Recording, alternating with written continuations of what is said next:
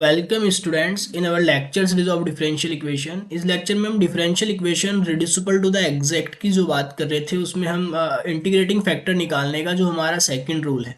एक हमने first rule की बात की थी, अब हम सेकंड रूल की इस लेक्चर में कवर करेंगे कि सपोज आपके पास कोई डिफरेंशियल इक्वेशन है इस फॉर्म की। Suppose M D X plus N D Y is equals to zero. इस फॉर्म की आपके पास कोई भी डिफरेंशियल इक्वेशन है, बी एनी डिफरेंशियल इक्वेशन, ये आपके पास कोई भी डिफरेंशियल इक्वेशन है सच दैट कि इस डिफरेंशियल इक्वेशन ये एग्जैक्ट नहीं है, मतलब del M upon del Y, अगर आप del M upon del Y निकालते हैं वो नॉट इज इक्वल्स टू आता है del N upon del X के,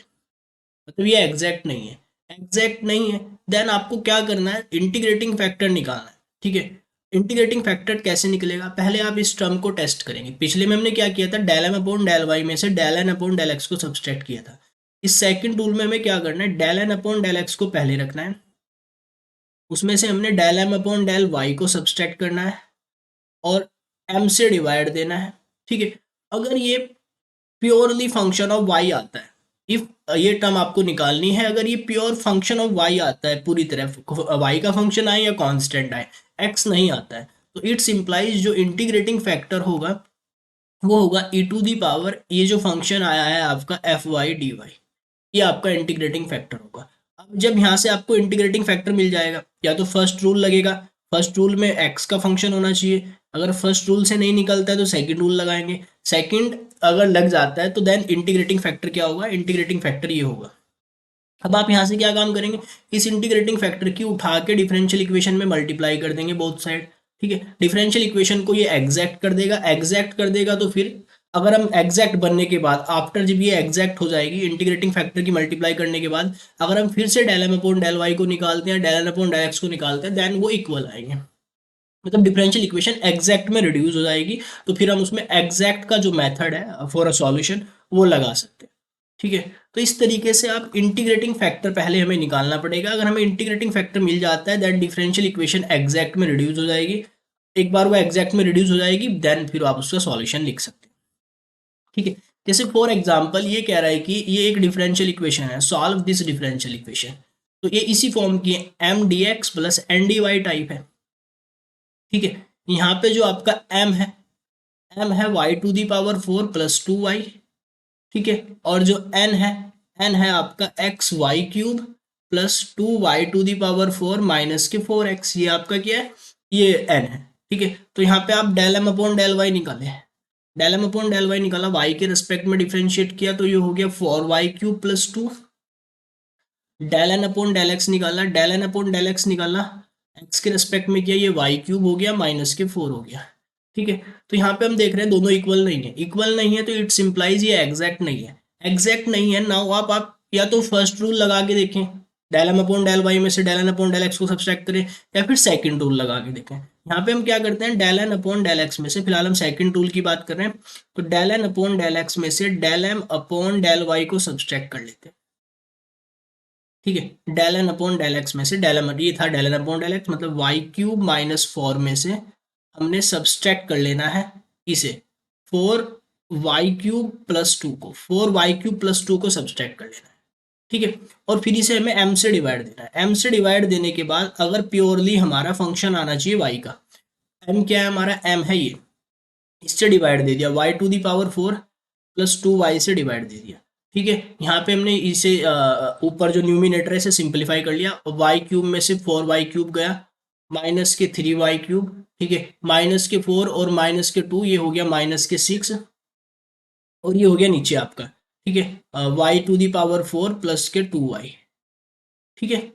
अब यहाँ से क्या करना है, ऊपर से दिख रहा है कि माइनस की थ्री कॉमन आ रहा है, ऊपर से माइनस की थ्री कॉमन ले लेते हैं और नीचे से वाई कॉमन ले लेते हैं। ऊपर से जैसे ही हम माइनस की थ्री कॉमन लेंगे,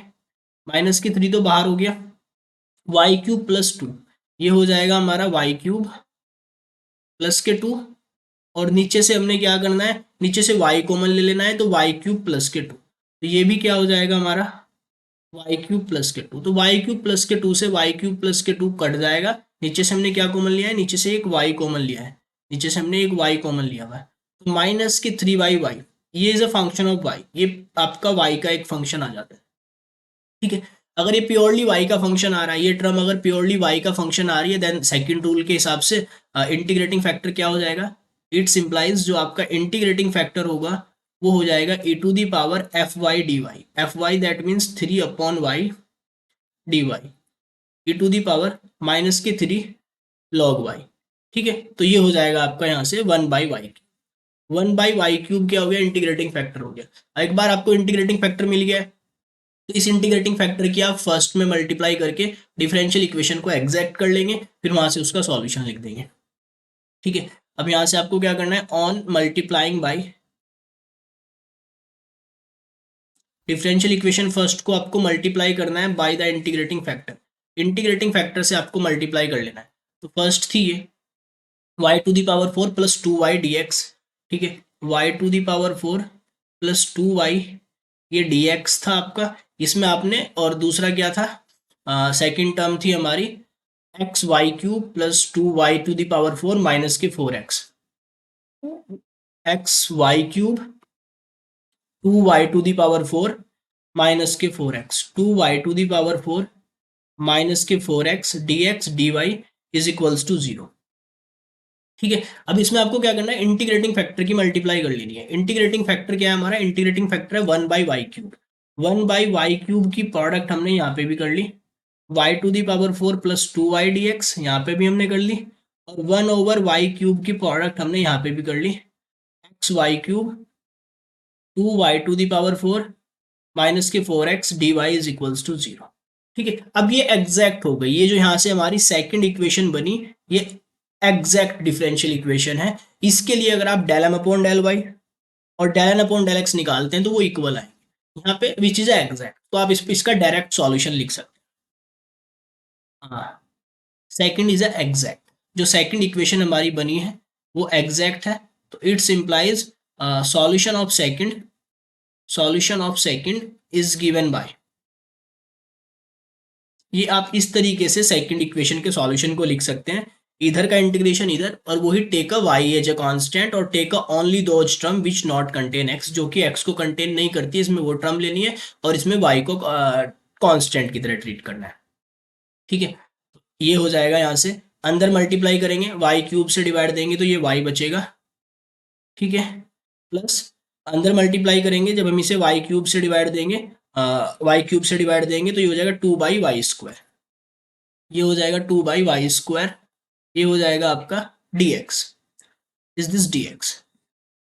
dx take a y as a constant, y को हमें कांस्टेंट की तरह रखना है, इसमें पूरा y का ही फंक्शन है, और इसमें से हमें वो टर्म लेनी है जो कि x को कंटेन नहीं करती। जब हम इस y 1/y³ को अंदर लेके जाएंगे तो इस टर्म में भी x होगा, take a only those term which not contain x, तो इसमें भी x है, इसे छोड़ देंगे, इस लास्ट वाली में भी x है, इसे छोड़ देंगे, केवल हमें ये टर्म लेनी है, ये टर्म लेनी है। अंदर जब मल्टीप्लाई कर देंगे 1/y³ की, जब अंदर मल्टीप्लाई कर देंगे तो y⁴ y³ से कट के 2y बचेगा, तो ये हो जाएगा integration of 2y dy is equals to c। ठीक है, यहाँ पे take a y as a constant, तो दैट मीन्स ये पूरा फंक्शन कांस्टेंट है, dx का इंटीग्रेशन होगा बस y प्लस 2/y² और dx का इंटीग्रेशन हो गया x। ठीक है, यहाँ पे y का हो गया y² is equals to c। तो ये हो गया हमारा रिक्वायर्ड सॉल्यूशन, ये हमारा रिक्वायर्ड सॉल्यूशन हो गया for a given differential equation first, जो हमें फर्स्ट डिफरेंशियल इक्वेशन गिवन थी, इसके लिए ये रिक्वायर्ड सॉल्यूशन हो गया है। ठीक है,